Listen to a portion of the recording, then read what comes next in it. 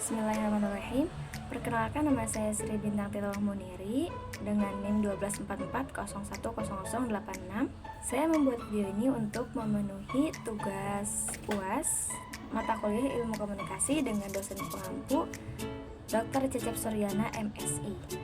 Di sini saya akan membahas tentang 10 pernyataan. Apakah pernyataan ini benar atau tidak? Pernyataan pertama, stand-up comedy merupakan bentuk komunikasi yang berfungsi untuk menghibur. Pernyataan ini benar, karena memang stand-up comedy itu tujuan utamanya adalah untuk menghibur. Namun di balik tawa yang kita keluarkan, terdapat lapisan-lapisan makna yang dalam. Ini adalah bentuk seni pertunjukan yang unik, di mana seorang komika berdiri di atas panggung, seringkali hanya dengan sebuah mikrofon, dan berusaha mengundang tawa dari penonton dengan cerita-cerita yang lucu dalam kehidupan sehari-hari. Selain untuk menghibur penonton, juga fungsi stand-up comedy itu untuk menyampaikan kritik. Banyak komika menggunakan panggung platform ini untuk menyuarakan pendapat mereka tentang isu-isu sosial yang sedang terjadi. Mereka mengemas kritik-kritik tajam dalam bentuk humor, sehingga pesan yang disampaikan lebih mudah diterima oleh masyarakat. Selain untuk menyampaikan kritik sosial, juga stand-up comedy ini untuk membangun empati. Melalui cerita-cerita pribadi yang dibagikan, komika mengajak penonton untuk merasakan apa yang mereka rasakan. Ini membantu kita untuk lebih memahami satu sama lain dan membangun empati. Jadi, stand-up comedy adalah bentuk seni yang dinamis dan terus berkembang. Selain menghibur, stand-up comedy juga memiliki potensi yang besar untuk memberikan dampak positif bagi masyarakat. Dengan terus berkreasi dan berevolusi, stand-up comedy akan tetap menjadi salah satu bentuk hiburan yang paling digemari. Lalu pernyataan selanjutnya, ruang kuliah yang berukuran 3 meter persegi itu dipenuhi oleh 10 orang mahasiswa. Dosen yang mengajar pun menggunakan suara yang terlampau kencang. Kondisi ini menjadi tidak nyaman, karena dosen tidak memahami audiens dalam aspek fisik. Pernyataan ini benar, karena kondisi ruang kuliah yang terlalu sempit dengan hanya diisikan oleh beberapa mahasiswa saja, jadi seharusnya dosen bisa beradaptasi. Dosen perlunya menyesuaikan gaya mengajar dan volume suara dengan kondisi ruangan dan jumlah peserta. Karena apa? Untuk menciptakan kenyamanan para mahasiswa.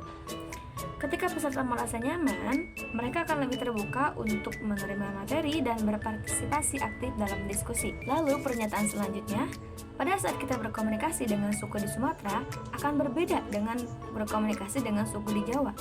Perbedaan ini merupakan konteks komunikasi dalam aspek sosial. Pernyataan ini benar. Perbedaan dalam komunikasi antara suku di Sumatera dan Jawa merupakan contoh nyata dari keberagaman konteks sosial dalam komunikasi. Faktor-faktor yang mempengaruhi perbedaan komunikasi antar suku yaitu yang pertama tentunya bahasa. Tiap suku memiliki dialek dan kosakata yang unik, bahkan dalam satu bahasa yang sama.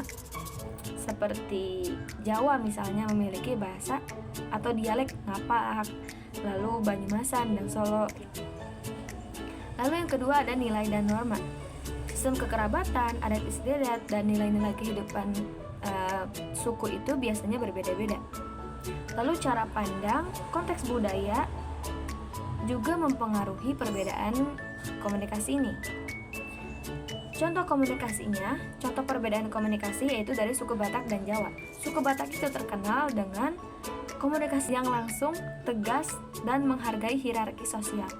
Sedangkan Jawa itu lebih halus dalam berkomunikasi, menggunakan bahasa kiasan, dan menghargai sopan santun. Pernyataan selanjutnya, komunikasi adalah proses di mana seseorang menyampaikan stimulus dengan tujuan mengubah atau membentuk perilaku orang lainnya. Hal ini diungkapkan oleh Shannon dan Weaver. Pernyataan ini kurang tepat. Menurut Shannon dan Weaver, komunikasi adalah suatu proses interaksi manusia yang saling mempengaruhi satu sama lain, baik sengaja maupun tidak disengaja, dan tidak terbatas pada bentuk komunikasi verbal, namun juga pada non-verbal, seperti ekspresi muka, lukisan, seni, dan teknologi. Elemen-elemen utama dalam model Shannon dan Weaver yaitu, yang pertama ada sumber informasi, yaitu individu atau kelompok yang memiliki pesan untuk disampaikan. Lalu pengkodean, proses mengubah pesan menjadi bentuk yang dapat dikirimkan. Lalu saluran media yang digunakan untuk mengirimkan pesan. Penerima, individu atau kelompok yang menerima pesan. Ada penyandian ulang, proses mengubah kembali pesan yang diterima. Tujuan, individu atau kelompok yang menjadi sasaran akhir pesan. Terakhir, noise atau gangguan, segala sesuatu yang dapat mengganggu atau mengaburkan pesan dalam proses transmisi. Contoh penerapan model Shannon dan Weaver yaitu ada dalam percakapan telepon, di mana sumber informasi adalah penelepon, pengkodean ada suara yang diubah menjadi sinyal listrik, saluran adalah kabel telepon, penerima adalah penerima telepon, penyandian ulang ada perubahan sinyal listrik kembali menjadi suara, dan tujuan adalah orang yang diajak bicara. Noise bisa berupa suara bising di sekitar, gangguan jaringan, atau salah paham. Pernyataan selanjutnya, ilmu komunikasi awalnya berasal dari retorika. Retorika terkenal pada zaman Socrates. Pernyataan ini benar. Zaman Socrates, yang sering disebut sebagai masa keemasan filsafat Yunani, menjadi saksi lahirnya perdebatan sengit mengenai retorika.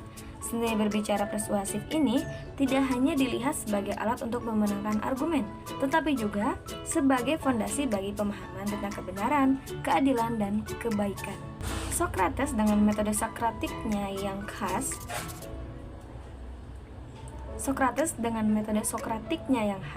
mengajak orang-orang untuk berpikir kritis dan mempertanyakan segala sesuatu. Ia melihat retorika bukan sekadar teknik manipulasi, melainkan sebagai alat untuk mengungkap kebenaran melalui dialog. Pernyataan selanjutnya yaitu, Hofland menyatakan bahwa komunikasi adalah proses di mana seseorang menyampaikan perangsang untuk mengubah tingkah laku. Pernyataan ini benar. Karl Ivar Hofland adalah seorang psikolog sosial terkemuka, memberikan kontribusi signifikan dalam memahami proses komunikasi. Pandangannya yang paling menonjol adalah bahwa komunikasi adalah sebuah proses yang dirancang untuk mengubah perilaku orang lain. Dengan kata lain, komunikasi bukan hanya sekedar pertukaran informasi, tetapi juga merupakan upaya aktif untuk mempengaruhi tindakan, sikap, atau keyakinan individu. Konsep Hofland tentang komunikasi sebagai proses perubahan perilaku memberikan landasan yang kuat untuk memahami bagaimana pesan-pesan persuasif bekerja. Meskipun ada beberapa keterbatasan, model ini tetap relevan dan banyak digunakan dalam berbagai bidang, seperti pemasaran, politik, dan pendidikan. Dengan memahami prinsip-prinsip dasar komunikasi yang dikemukakan oleh Hofland, kita dapat menjadi komunikator yang lebih efektif dan kritis. Contoh penerapan konsep Hofland yaitu ada dalam iklan. Iklan komersial dirancang untuk mengubah sikap konsumen terhadap suatu produk dan mendorong mereka untuk membelinya. Iklan seringkali menggunakan teknik persuasi yang kuat, seperti testimonial dari tokoh terkenal, visual yang menarik, atau penawaran yang terbatas. Pernyataan selanjutnya, komunikasi merupakan upaya pendidikan dan pewarisan nilai-nilai, norma, dan prinsip dari satu generasi ke generasi lainnya. Fungsi tersebut merupakan fungsi sebagai korelasi. Pernyataan ini benar. Fungsi korelasi dalam komunikasi adalah sebuah proses yang dinamis dan kompleks di mana informasi, nilai, norma, dan pemahaman diwariskan dari satu generasi ke generasi berikutnya, serta menghubungkan berbagai kelompok sosial dan budaya. Ini seperti sebuah benang merah yang menyatukan masyarakat dalam keberagamannya. Contoh nyata fungsi korelasi yaitu dalam pendidikan. Sekolah tidak hanya mengajarkan pengetahuan akademik, tetapi juga menanamkan nilai-nilai seperti disiplin, kerjasama, dan rasa hormat. Guru berperan sebagai fasilitator dalam proses transfer nilai ini. Pentingnya fungsi korelasi yaitu untuk menjaga kesinambungan sosial dan budaya. Dengan memahami dan menghargai nilai-nilai yang diwariskan, kita dapat membangun masyarakat yang lebih harmonis dan berkelanjutan. Pernyataan berikutnya, zaman dahulu kendaraan yang digunakan untuk membawa orang-orang adalah kuda, onta, delman. Revolusi di Inggris abad ke-19 merubah transportasi tersebut lebih cepat dengan ditemukannya lokomotif. Perubahan ini berdampak pada perkembangan ilmu komunikasi. Pernyataan ini benar. Revolusi industri di Inggris pada abad ke-19 menandai tonggak sejarah yang signifikan dalam bertransformasi peradaban manusia. Salah satu dampak paling nyata dari revolusi ini adalah percepatan pesat dalam bidang transportasi dan komunikasi. Dalam bidang transportasi, sebelum revolusi, kuda, onta, dan delman merupakan moda transportasi utama. Namun, penemuan lokomotif uap mengubah lanskap transportasi secara drastis. Kereta api menawarkan efisiensi yang jauh lebih tinggi dalam hal kapasitas angkut dan kecepatan, sehingga membuka aksesibilitas antar wilayah yang sebelumnya sulit. Untuk perkembangan transportasi yang pesat secara tidak langsung memicu percepatan aliran informasi. Surat dan dokumen penting dapat dikirimkan dengan lebih cepat melalui jaringan kereta api, sehingga mempercepat proses bisnis dan pemerintahan.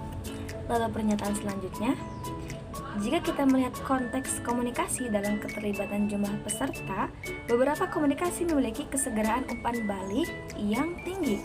Komunikasi massa memiliki kesegeraan umpan balik paling rendah. Pernyataan ini benar. Semakin banyak peserta yang terlibat dalam suatu komunikasi, semakin kompleks pula dinamika yang terjadi.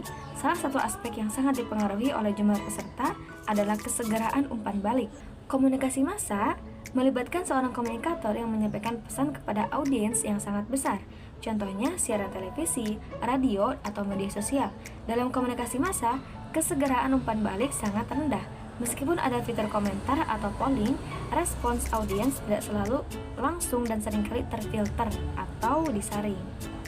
Pernyataan selanjutnya, apabila komunikasi dianggap sebagai proses linier, maka kurang sesuai dengan konsep komunikasi tatap muka.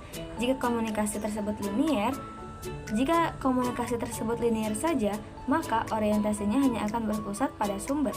Konseptualisasi komunikasi tersebut termasuk dalam komunikasi sebagai interaksi. Pernyataan ini benar. Mengapa demikian? Mengapa konsep linear kurang cocok untuk interaksi tatap muka? Yaitu yang pertama adalah kurangnya fokus pada penerima. Komunikasi linear seringkali hanya berfokus pada pesan yang ingin disampaikan oleh pengirim. Ini membuat pengirim kurang memperhatikan pemahaman, perasaan, dan respon dari penerima.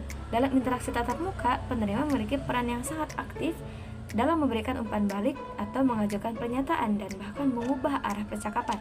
Contoh perbedaan komunikasi linear dan interaktif yaitu, kalau linear, seorang guru memberikan ceramah di depan kelas dan tanpa ada interaksi dengan siswa. Sedangkan interaktif, guru dan siswa terlibat dalam diskusi kelompok, di mana semua peserta dapat berbagi ide dengan mengajukan pertanyaan.